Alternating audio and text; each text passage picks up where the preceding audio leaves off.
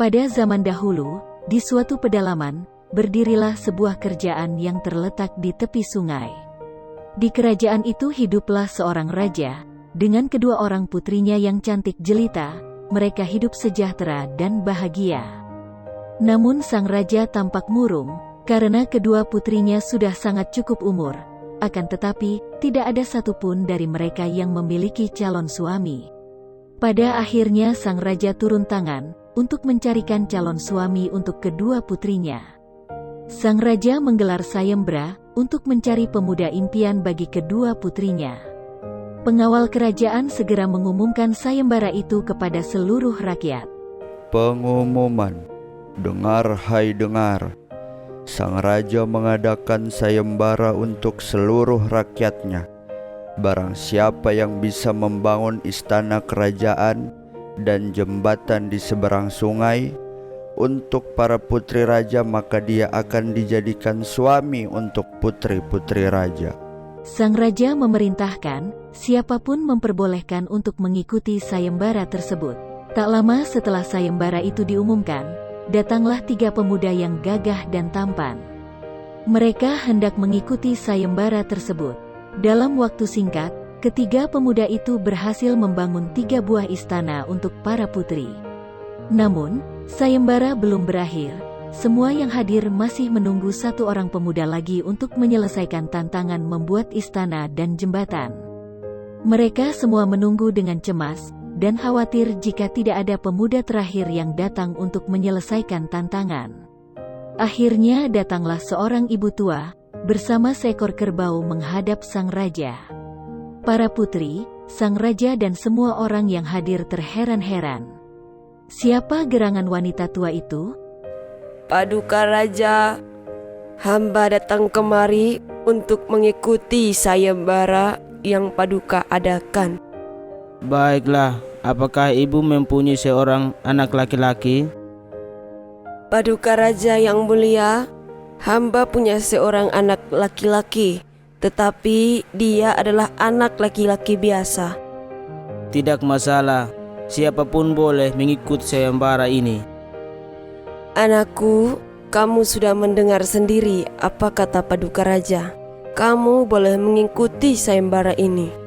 Semua orang yang ada di sana pun tertawa mendengar ucapan itu, karena mereka menganggap seorang kerbau tersebut tidak bisa apa-apa, dan menganggap ibu tua itu aneh.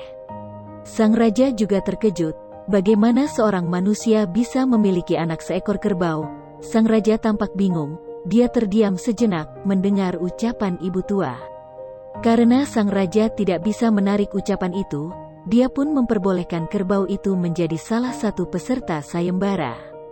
Kerbau itu pun langsung bekerja, membangun istana dan jembatan untuk putri raja. Sungguh ajaib, keesokan harinya, istana dan jembatan yang dibuat oleh kerbau itu sudah berdiri kokoh. Itu artinya salah satu putri raja akan dinikahi dengan seekor kerbau. Maafkan ayah anakku, terima kasih sudah menjaga kehormatan ayah sebagai raja. Malam pun tiba, semua putri dan suaminya pergi ke kamar masing-masing.